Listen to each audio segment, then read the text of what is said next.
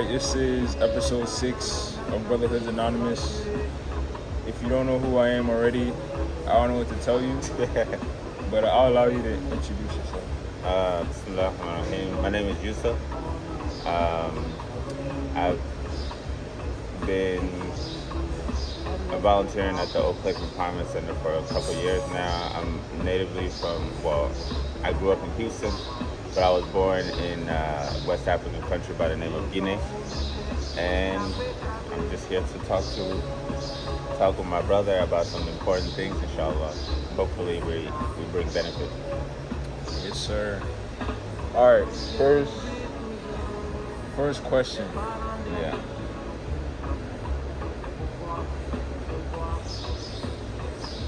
What does your name mean? What does my name mean? Honestly, I don't know. I mean, Yusuf is a popular name that we all translates to Joseph, of course, but as far as the meaning of it, I'm not sure, honestly. Or what do you know about your name? Like, what's the significance of your name? What do you think about your name? How do you feel about your name? It's good. Like, there's something in our tradition about, like, for instance, my tribe, we take names very seriously, and we name people after those that we respect, right? So me, I get my name from my grandfather. My dad gave his last son's name to his own dad. And so the qualities that I hear of my grandfather are things that I try to exhibit and be allowed to be a part of my character. But other than that, so in a way, like, you're trying to live up to your name, right? But other than that, yeah, I'm just trying to do my best, really. Yeah, so tell me about your grandfather, right? Like, some of these qualities that you try to live up to. Yeah. Maybe some stories.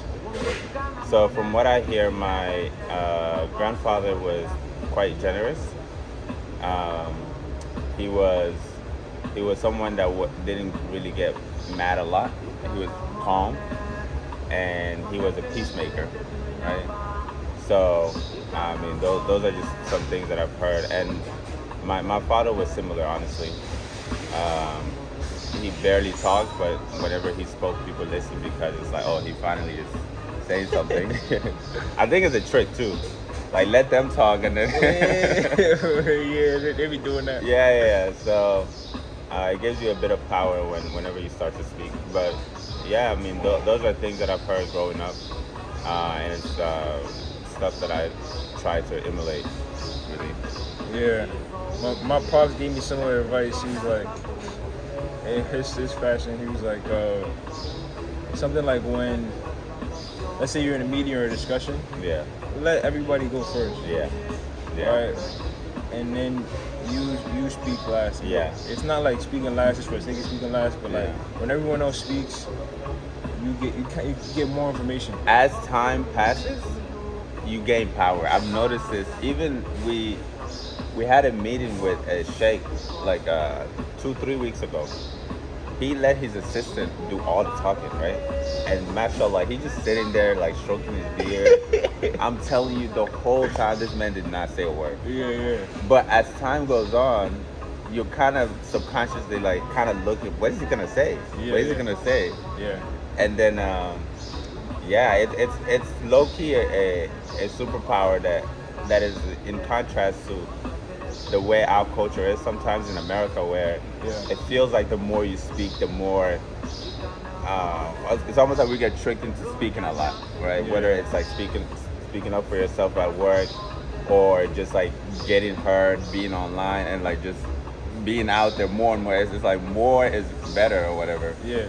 But I don't know. I've seen quiet people slowly turn the room, like, because they listen, and then they, it's a good little superpower. But so you saying you shouldn't speak up at work? No, come on now, bro. No, I'm asking. I'm trying to understand what you're saying. No, I think that what I'm trying to say is it's the default mode for us, I would say, is to almost like speak as much as possible. Versus I think silent people and the sheikh that I was talking about, even as part of the character of the Prophet Muhammad Sallallahu Alaihi Wasallam, I was reading about this maybe about a month ago, where he would sit amongst his companions and they would be joking around about the Jahiliyyah, when they used to do this, when they used to do, and he would be smiling, but he wouldn't say much. Jahiliyyah, translate that. Jahiliyyah is like the time of ignorance. Yeah. Okay. Yeah. And then but he wouldn't speak much. But whenever he finally spoke, everybody's quiet, right? So I mean, in his case, he's the prophet, so they're gonna listen. But I think that obsessive talking kind of diminishes the quality of your speech. Yeah. And I mean, ultimately, we have two things that people know us by: your speech and your actions. And if you make your speech speech cheap, too accessible. Yeah, too accessible, and then it's just like, oh, he's always doing that. Yeah. And even when people come to you to seek advice, Yeah. they usually come to someone who's a bit more reserved and like kind of like, oh, I think he has good perspective because I want to see what he has to say or what she has to say. Yeah. But yeah. It's interesting you're saying that while I'm starting the podcast. Why? Because now I'm about to just start talking. No. I think this is a planned conversation. Okay, yeah. So it would be stupid of us to sit here and pretend like we don't want to talk. I mean, we planned this, alhamdulillah. Yeah. But in general, it's something that I'm trying to get better at. I'm naturally quiet anyways. Yeah. But yeah, anyways. Yeah. I think I was raised naturally quiet too. Yeah. And then I think maybe the battle for us is you do got to learn how to speak. Absolutely. But for some people, they were just speaking their whole life, and they got to learn how to. That whole thing about you got to learn how to speak, for me, it's like I would add a adjective to it or whatever the word is. Speak effectively. Yeah. To where being precise with your words, being assertive, being direct, and being able to articulate exactly what you want, right? Even as a quiet person, and then you say it and you're done. You know what I mean? And there's no misunderstanding as far as where you stand. Because what I used to do, growing up as a quiet, shy kid, is like I would be very kind of indecisive and not clear on my words. So you would use words like sort of, I kind of wanna. It's like no, and then we get into like our topic today of masculinity. It's like I feel like part of being a man is really standing where you are, and being able to like, no, this is what I believe, and this is what I do. It don't mean I'm gonna make a whole dissertation on that. I'm not writing a whole book. I'm not sending you a whole thing. This is just what if I need to say it in 2 to 3 sentences, that's what I'm gonna do. But yeah, it's a work in progress for sure. Being a man is standing where you are. Yeah. So where are you standing?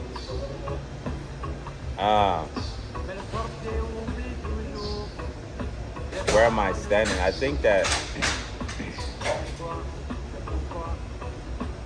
I love that. Where am I standing? I think that it will be on 3 things, around 3 major categories in life. I'm definitely, and Allah knows best, I'm definitely trying to stand on my deen, right? So and that's one of the principles of being a man, I would say, where you're not wavy. You need principles. You need things that like anchor you. And so for me, my religion is one of those. Someone that, what is it? The quote from Malcolm X where he said, if you're, I'm gonna butcher it, but basically the idea being if you don't stand, or if you stand for nothing, you will be moved by anything. I don't know if you've heard that before. I think if you don't stand for nothing, you'll be. If you don't stand for something, you'll fall for anything. You'll fall for anything. And I think that a man has a position. Yeah. Right? It might be the wrong position.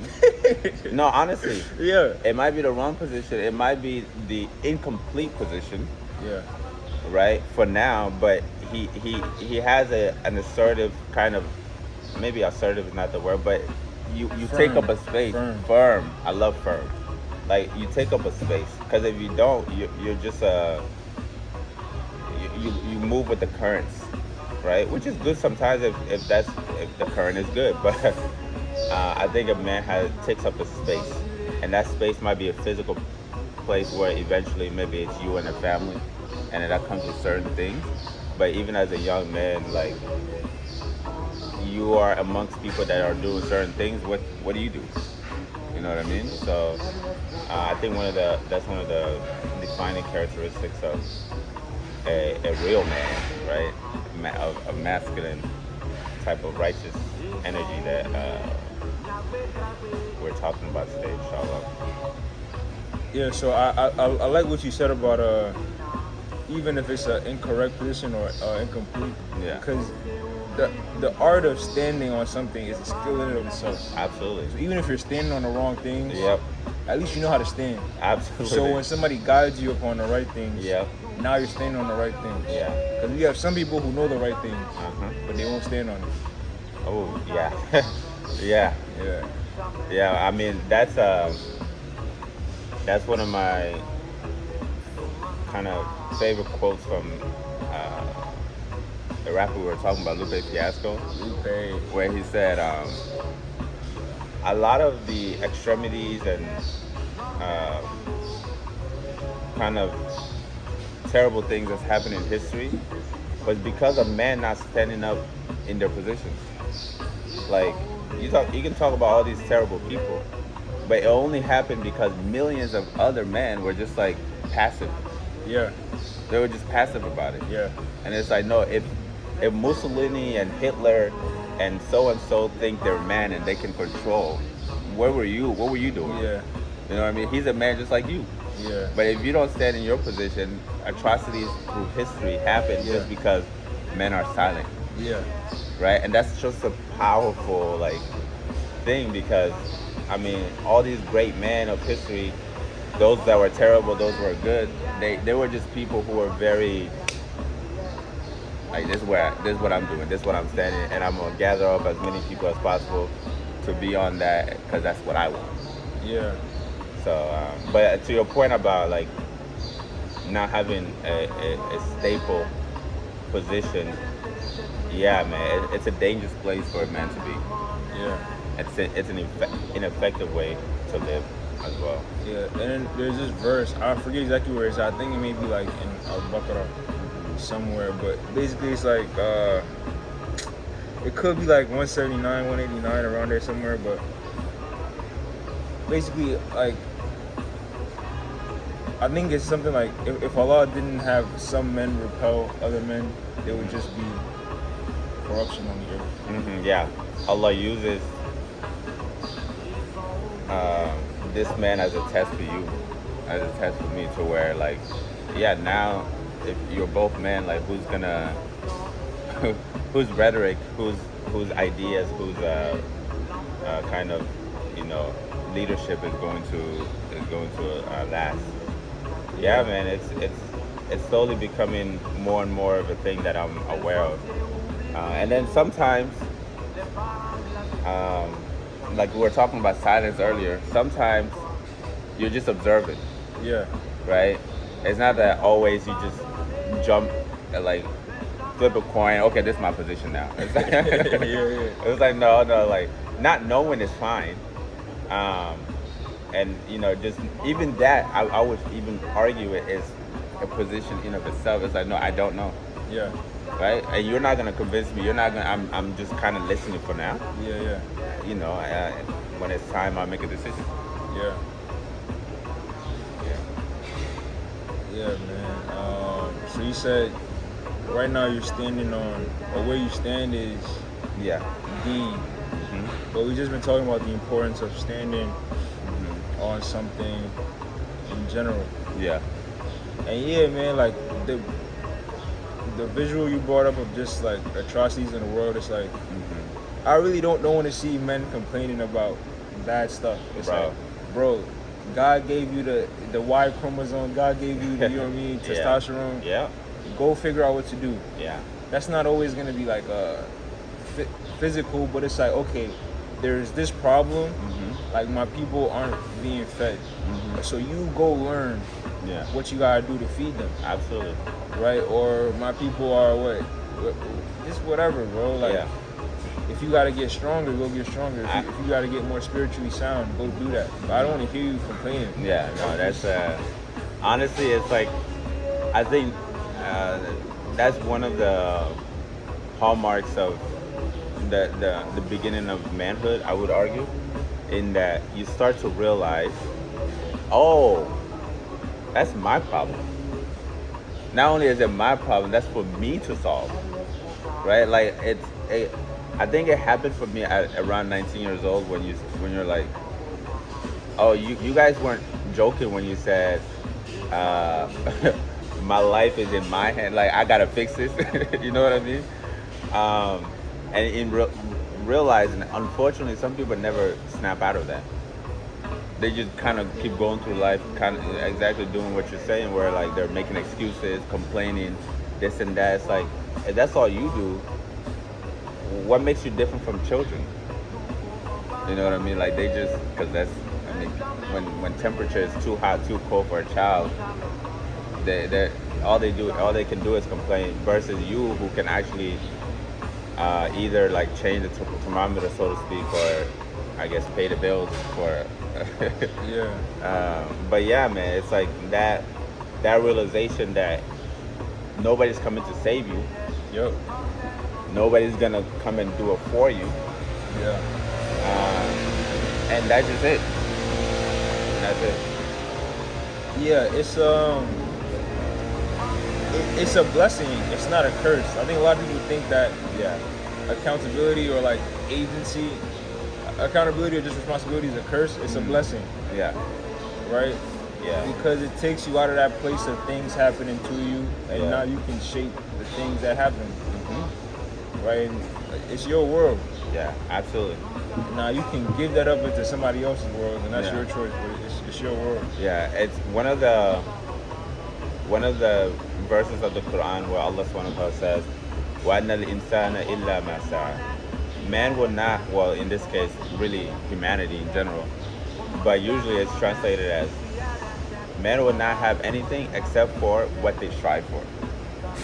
Bro, that verse, if I could tattoo one thing, you just Is that from our Najm? Yeah.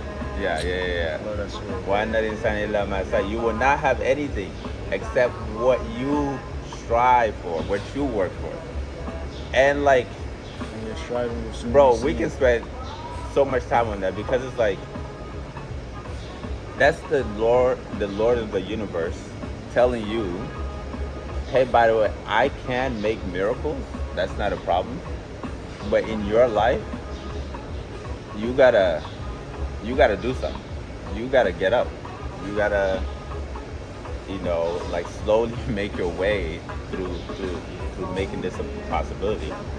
And that, along with the good people around you and dua and whatnot. But that's a powerful concept, like from Allah Himself. Like I'm not, and you look at other places where Allah says,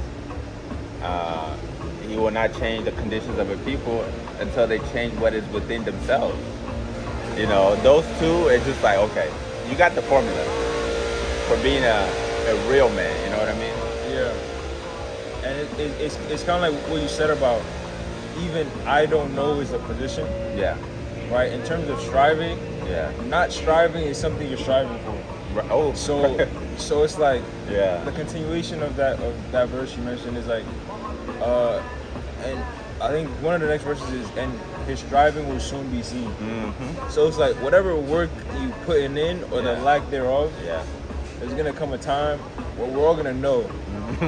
Like what you saying? If you've never worked out your whole life, when we see you, we're gonna know you didn't work out. But if you have, let's say you worked on your legs, but you didn't work on your upper body. When we look at your legs, look at his legs. When we look at your upper body, it's like putting in work right there.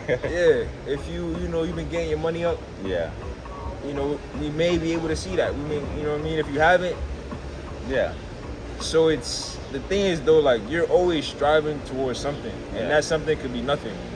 And so it's really something like you gotta decide. Like again, the other verse you said, Allah won't change your state, you'll change what's inside. Yeah, So you gotta decide what are you gonna strive for. absolutely.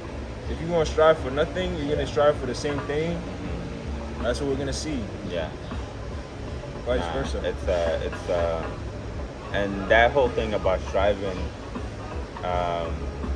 like when Muhammad Ali said, a man that is in the same position at 50 as he was at 30, he's wasted 20 years. Honestly, Oh yeah. you wasted 20 years if your mentality, you didn't learn nothing new, you didn't start no new business or like progress in any way in your job, right? Experience. Like experience, you still have the same world view as you did at 30. Now you're 50, you wasted 20 entire years, right? So I think that incremental kind of positioning yourself is it's just naturally part of life. But I think a man seeks wisdom, he seeks strength as he moves through the world. He seeks even more money, like to sustain himself and to like keep his family close and whatnot. So I think that's a good part of the characteristics of a man too, that he's seeking better, not out of greed, but just out of development of himself and his family, his community. Hey man, that's a lot of good stuff. So you said right now where you stand is Dean. That was the first thing. You said there were like three things. Yeah, Dean. yeah. What was the second thing? What is the second thing? What is the second thing? Present tense. So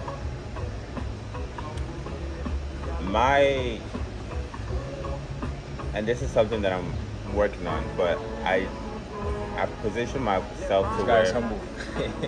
No. My entire like mentality right now is community work. When I was a kid, I didn't really know how to articulate that.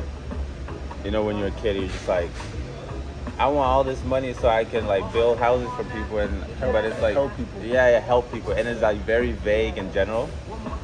But subhanallah, man, like our people, specifically black people, man, like we are at the bottom of every society. No, really, like the Indians, the darker Indians have it harder, right? Like just because of the complexion. Okay. It's the same thing in the Arab world. You go to Brazil, right? When I was in school, one of my Brazilian friends, just out of curiosity, I was like, hey man, because there's black Brazilians, like how is their lives? And he's like, I'm gonna be honest with you, like it's difficult for them,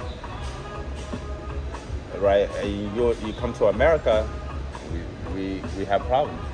You go to Africa, our like actual continent, right? Look at South Africa and how sad that is.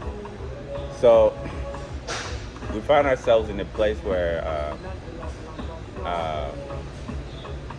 for whatever reason, the powers of imperialism, of racism, of colonialism has put us at the bottom. And I say all that to say where I stand is everything that I do, Allah knows best how far I will go with it. But I stand with obviously my people, and the majority of my energy, even my personal life and like work and stuff, is to take it and try to build something for my people. So like economic development, political consciousness, social development is all things that I care about, and that's a big part of the reason why I volunteer.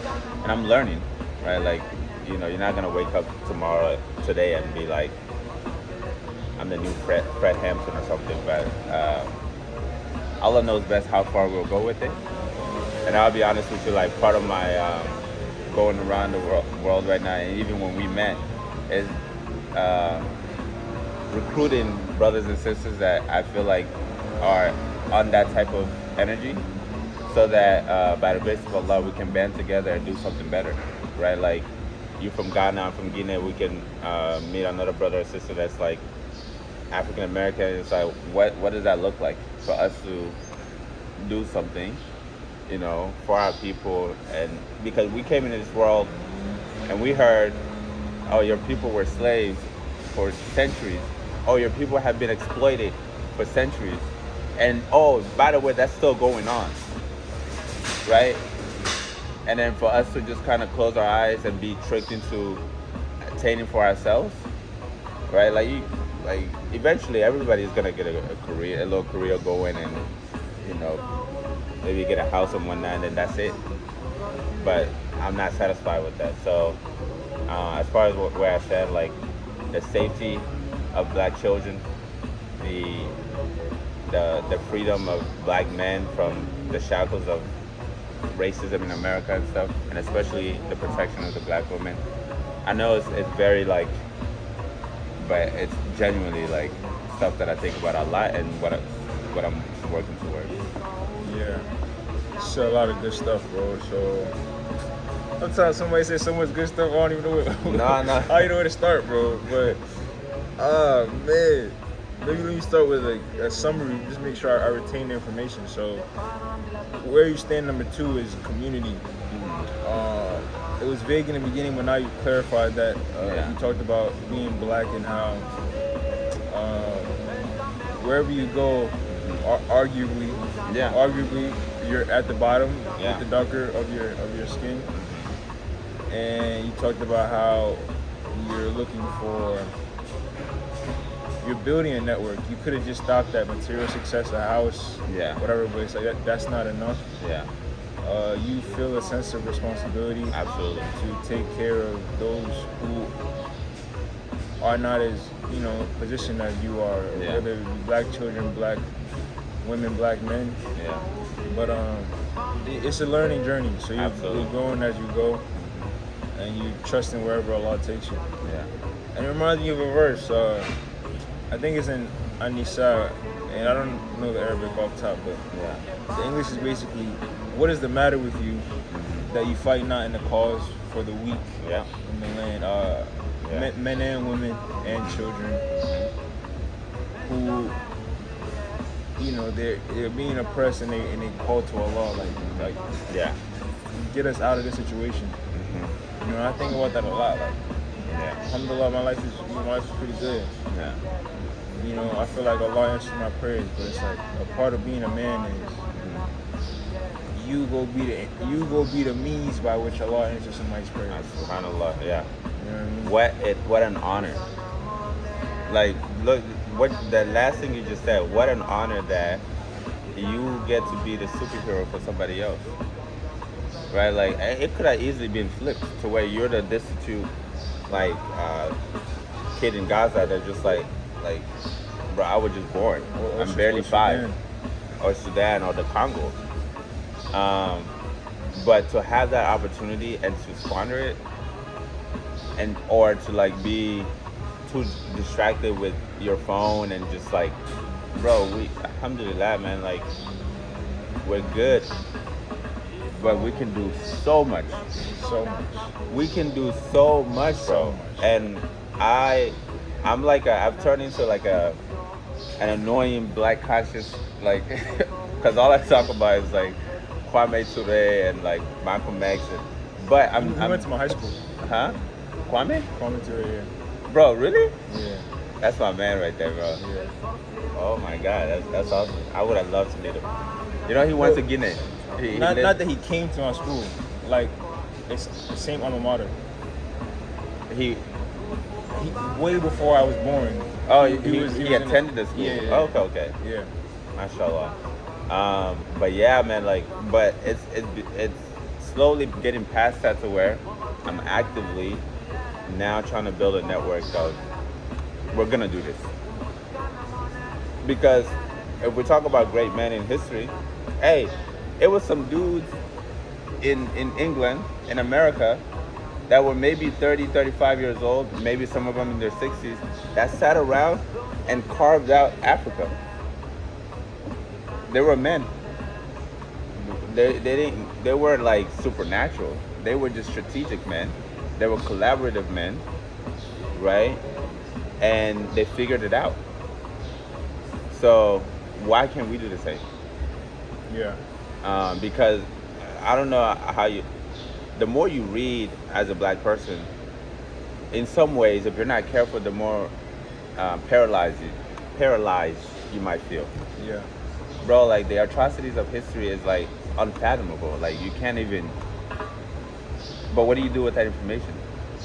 Because me, I'm like consciously, I will willfully be ignorant, or I'm like, nah, that's not for me.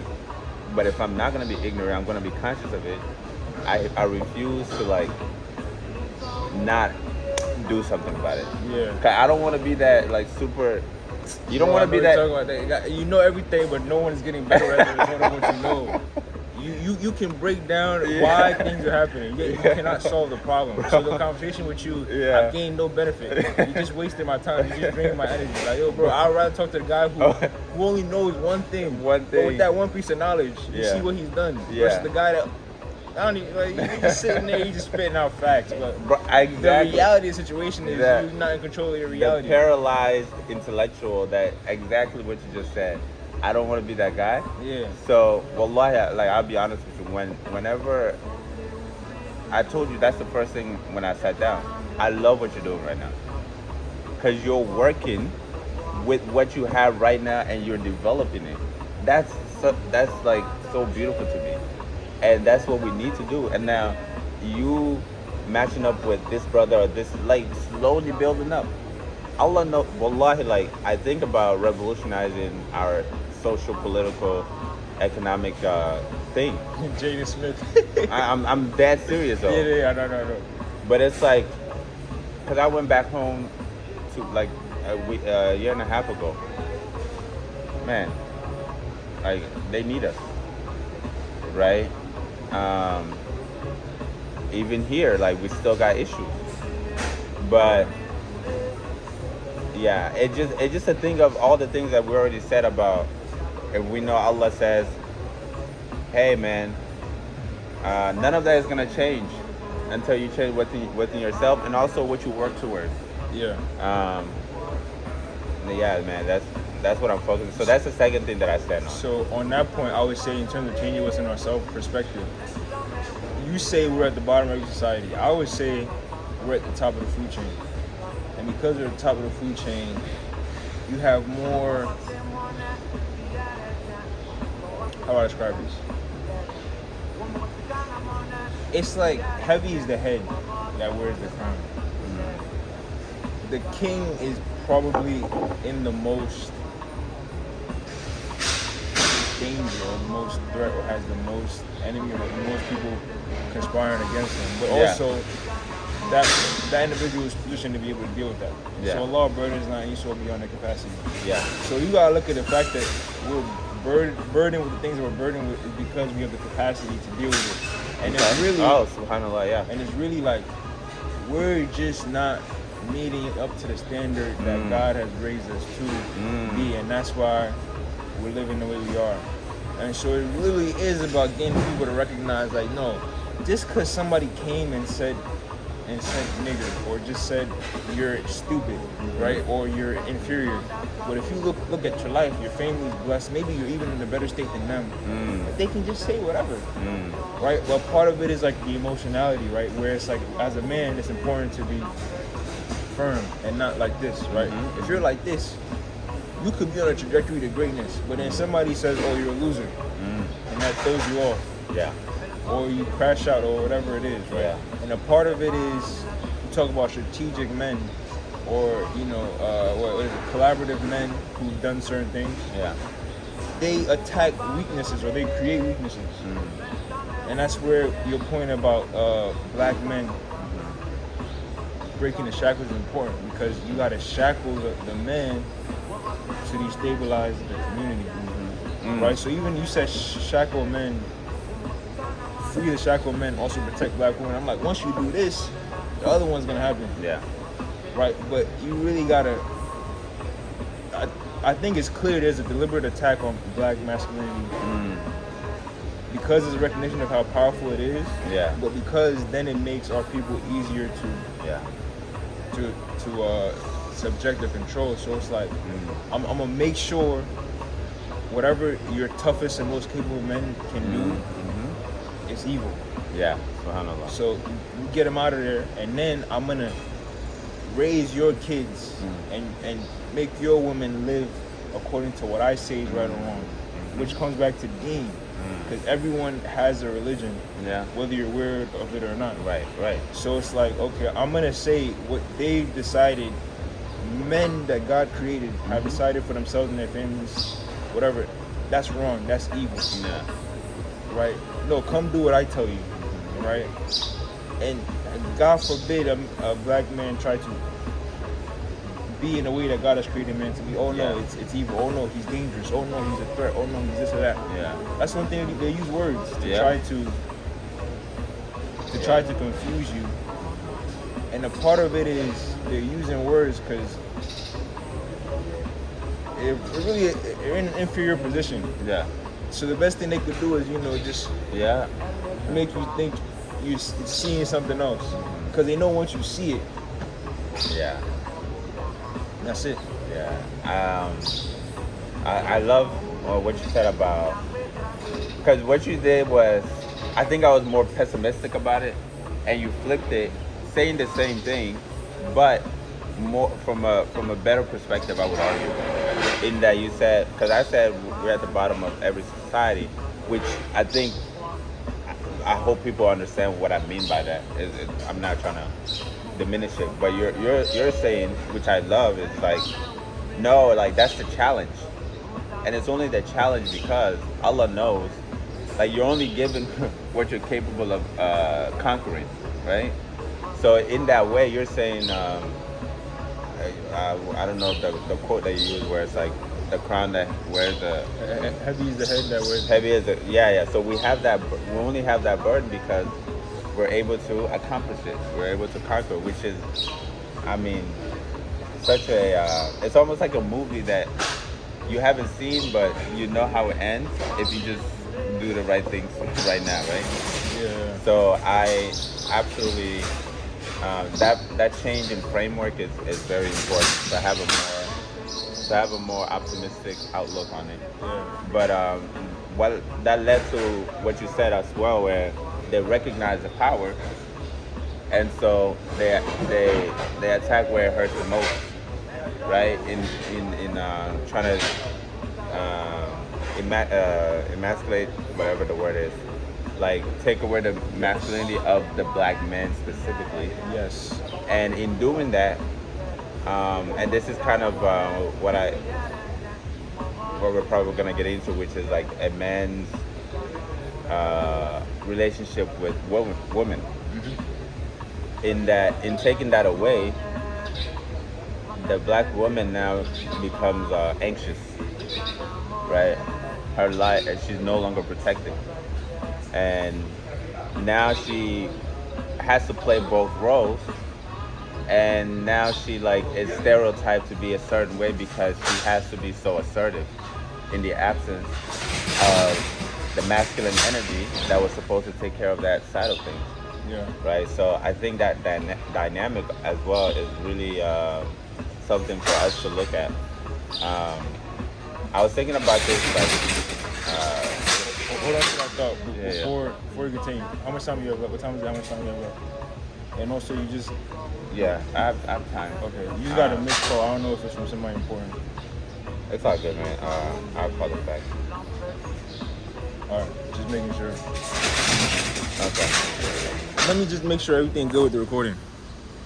Oh, alhamdulillah, bro. Sometimes in this setup, you could have had a good conversation. You didn't record it. I would punch you, bro. I know, bro. Don't worry. I would feel the pain before the punch. But, yeah, so you were saying you emasculate the man. The woman is in a state of anxiousness, but also she has to now take on the masculine. And, yeah, you going from there. Yeah, so if we even take this from a more, first and foremost, like as like general descriptions, right? We already established that a man has a certain level of assertiveness, but also he has a position. And I think that when that is absent, I've only been married for a year and a half, right? So I'm not an expert on this. I'm still learning. But I think that what I've realized, the worst thing, right, for a woman is a mix of a few things, but it comes down to instability, indecisiveness, where like if she is not like if she can't relax, her feminine energy is never gonna show, right? So it's interesting how like some of our sisters are like blamed for like, why are you so aggressive? It's like she's not a girly girl like that, because she hasn't been allowed to just like be like just relax and be in her feminine energy. But she would love to. She would love to. And if she's around the right guys, she does. She absolutely would chill. And like it's crazy because white girls, right, get that stereotype of like all flowery and like lovey and kind of like even the stereotypical valley girl accent where it's like, you know, she's super, you know, carefree. Exact carefree. But she has the luxury of doing that, right? And just last night I made this connection between that instability that if present is going to get a woman to not be in her feminine energy. In the Quran, Allah says, "Ar-rijalun qawwamuna 'ala nisa." The men are the protectors and the sustainers of women, right? And not to get too like technical, but it's like even the word that Allah uses, qawwamuna, right? Where it's like when you say qiyam, like qiyamul layl when we pray at night, that your qiyam is like standing upright, right? Or we say what do you call it? The day of qiyamah, the day of standing, right, in front of Allah. So it's the same word, qawamun. I say all that to say a man is supposed to be like a pillar, like an upright, supportive pillar that provides stability, right, and strength, and is like direct, right? When that stability is cut down, or is non-existent anymore, she's gonna be wobbly. Like she can't really be a girl anymore. And so, yeah, going back to everything that you said about the taking away of the black man from the family, it does so much damage. And that's why, bro, like, that's why you do it. yeah, man, it's and honestly, it's something that I've slowly taken as a passion, where I'll meet younger brothers and he's like, bro, they can trick you, all these rappers and entertainment and stuff can trick you to try and make it seem like your life as a man is not most noble with a family, or like you should just be out here doing whatever. But that union, if done correctly, and like I said, I'm still working on it, I think it's just life. Literally, it creates life, first of all, but it's like, I think it's the intended purpose of our relationship with women in the first place. But it gets you as a young man, especially, to really be in that, like, as we call it, righteous masculinity, where it's like, nah, this is my position, this is what I do, I'm gonna do it right, and I'm gonna be that like strong. Like if you got a sister, I mean, you know, you don't play about her, right? So it's the same continuation with your relationship with your spouse or whatever. So that connection is really interesting to me. Yeah. So you said, Kiyam, or no, Poem, and just lacking that stability. It affects the women detrimentally. And then you also said they do it intentionally. So in terms of the stability part, right? It's like it's getting to a point where like a lot of guys are they're just getting it backwards, like to where it's like the woman is not stable, and where you can come and stabilize her, you come and then you just follow her whims, not realizing that in the moment she may say she wants something from you, but if you follow through and then the outcome is bad, she's not gonna be like, thank you for listening to me. she's gonna sway another way. Like, why did you XYZ? And then you're like, wait, but I listened to you. I did what you wanted. And then it's like you're like, I'm confused now. Now you're this way and that way. You never want to be like this as a man. Never. And that's why it's like, again, religion is important, because you gotta have something where it's like this woman, she may be able to come and go, right? Because if you're so worried about keeping her around or just doing what makes her feel good, you won't even do her any good. Bro, you been married, huh? That's. I'll try to get married. That's wisdom of a seasoned veteran. I'll try to get married, bro. Mashallah, like I don't know how exactly you worded it, but like if you said if you are always trying to make her feel good, you won't even do good by her. Like yes, like because that's. And I'm curious what any sister that might watch this. I don't know if they watch it. You're gonna get some hate. But no, it's not even. I think that. I welcome it. I love it. Well, it depends. I think that part of, and I promise you, I'm slowly. I keep saying it because I'm really just trying to be honest about where things are, and this is why we're having this conversation. Part of being a man is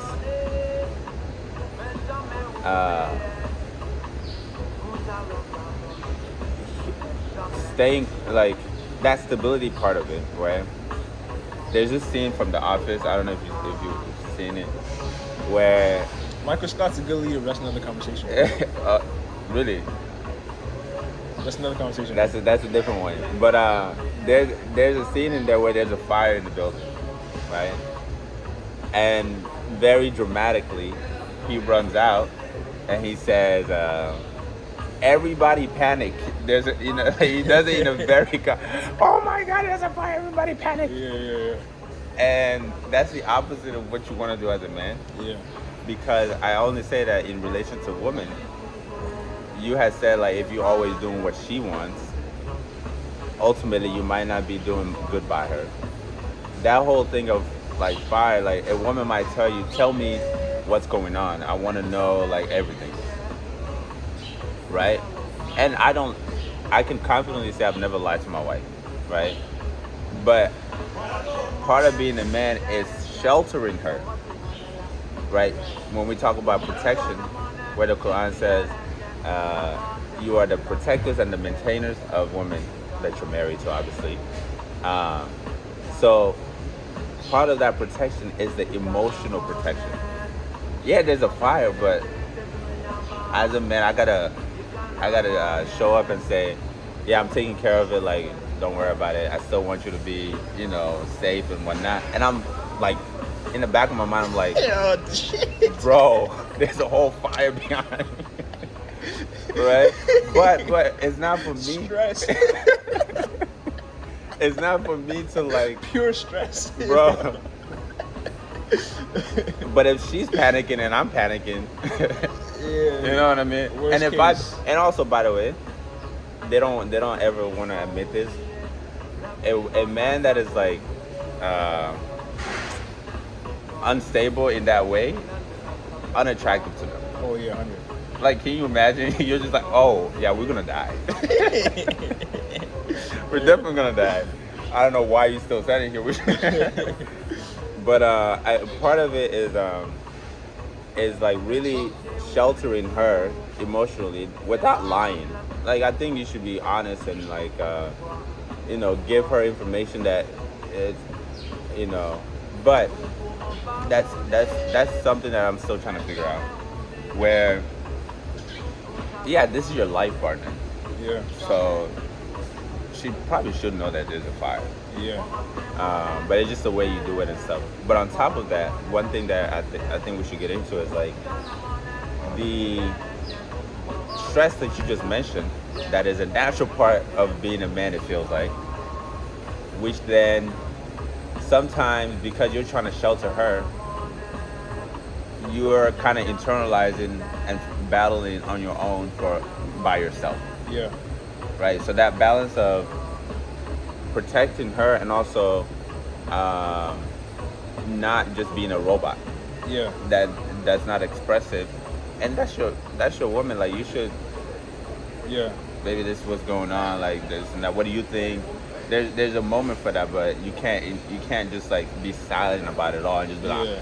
And that's where some of that toxic, if you want to call it toxic masculinity, kind of comes in, where you just have like bottle down all these emotions, and then one day it just pops off in like a fit of rage about nothing. Yeah. But it's like so that balance is like it's kind of a difficult thing to try and figure out. But and then there's also like where you can be too much of a good guy, where there's like a disconnect from your humanity. yeah. But are you a Hafiz, by the way? No. Okay. There's another verse. I just know like English off top. It's bow down with those who bow down, right? Mm-hmm. The importance of Islam, of like brotherhood, congregational prayers, like man spaces. You go to a masjid, you separate men and women. You could think it's sexy, you could think it's backwards, but really it's like men need a space to just be around men. Mm-hmm. Women need a space to just be around women. Mm-hmm. And across the board, a lot of people appreciate that, bro. Like, right? If most of us or most of the people there have wives and they with their wives 24/7, they need that space to be with the brothers. Yeah. They need that space with Allah to deal with whatever they're dealing with. Yeah. And then we need those like outlets to where it's like no matter how much you do it on your own, your woman is gonna have some sort of sway on you from you being who you gotta be. Yeah. That's where you need the brothers to kind of keep you still firm. Yeah. And then also I would say, again, like you said, it's not about suppressing your emotions, but it's about being in control. Yeah. Right? It's like that hadith from the Prophet about the strongest one is not the best in wrestling, but the one who controls his anger. Bro. And that's not to say you ignore anger or you make anger bad, but you take the anger, you understand why it's there, and then you use your intelligence to now that emotional stability, man. And then you know what, that's one of the, it's kind of funny to me sometimes because alhamdulillah, that's as far as getting angry, that's been something that I haven't struggled with. Like I'm almost too, if it's not that important, it's hard to get me angry in that way. But I think that when men don't know how to emotionally stabilize themselves, you ironically become a stereotype of, you ironically become a caricature of what is stereotypes of women not being emotionally stable sometimes. Yeah. Where it's just like, but the thing about that is like, emotions like sadness and moodiness is usually like attached to being feminine, while anger and rage is more like manly. But I see these things as like just extremes of like if you can't control your anger, I see that to be like not feminine, but it's like facts. It's the same. It's just a different emotion that women get stereotyped about. You know what I mean? Like, so like you call them feminine, bro. Sometimes that works. Honestly though, but if you can't emotionally stabilize yourself, like we can stereotype you as well in the same way. He considers you a woman. No. The reason why. Hold on. No. It's not even that, because I don't want to work through generalizations about people. Like, alhamdulillah, my wife, she don't have that stereotype. She's very logical. Like in that, even as she's going through her emotions, she will like, okay, this is why I'm feeling like that. This is why it is. You were right about this. You know that whole thing about women don't apologize or they don't like to say sorry. That's for certain guys. Yeah. But my point being, like, she doesn't fall into that stereotype. Yeah, I don't want. I didn't. That's why I didn't want to say it. But when we're talking about generalizations, if women are meant if stereotyped to be emotional, you as a man, if you can't control your anger, I see you as the same. Yeah. Yeah. I agree. I see you as the same. And so there's 2 points I want to touch on that. One, I think is, again, emotions are affected. Yeah. A lot of things are affected when you have a level of mastery or control over them. Yeah. So you can use your anger to get some positive outcomes. Yeah. And in those cases, when you don't use your anger, that's not good, right? So it's like if somebody's doing something vile, maybe your anger stops them. Yeah. Right? But you don't just, but then the thing is, if you don't act it out in those moments, right, or use it in those moments, then it's low-key being suppressed, and then that's when you do it over something stupid. So it comes back to what you're saying about, like, as a man, like, you gotta, it's on you to fix the world. Right? So those times when you see something and you know you're supposed to do something and you don't do it, that eats away at you. And in terms of women, it's like, you're supposed to be her leader, and to me, the best leaders create more leaders, right? So it's not even like you have to be truthful with her, because you also like developing her, right? And as much as we can think of leadership as a burden, it's also a blessing. When you know, like, okay, this is just another situation. All right, let's navigate it. It's either like we can make this way worse, or we can just make it better. We're gonna choose the better route. So if you can develop your woman to now, even when you're not there, she be able to deal with situations. That's better for her. But that's just a gradual process, depending on where she's at. And kind of related to that is, especially, and this is the reason why I wanted to talk about this. Is like in the wake of the Andrew Tates and like that whole manosphere world that kind of came. The dynamics of men and women relationships kind of polarized, right? You have the extremes of like hyper-aggression, and then, that comes with certain images, and then the extreme of like passive detachment. You know what I mean? Like, so we find ourselves in a place where this dude's smoking all these cigars and like shirtless for whatever reason in front of a camera, surrounded by a bunch of his homies, trying to tell me how to be a man, but I don't connect with that, because it's like being a man is not an aesthetic, and that's one thing I want us to get into, where it's like there are the aesthetics of masculinity, and for young people, it's easy to fall for that, because all you got to do is go to the gym. Okay, check. Right? All you gotta do is smoke some cigars, I guess. I don't know how that became a symbol of masculinity. All you gotta do is like get a bunch of women around you. Those are aesthetics, right? But I think what we've been saying, and what we like should get more into, is like not just the aesthetics of masculinity, but the utility of your masculinity. Like, what is it doing?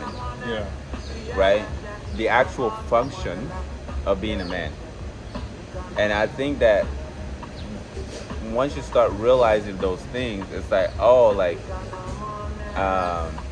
it's more than an image, right? It's more than an image.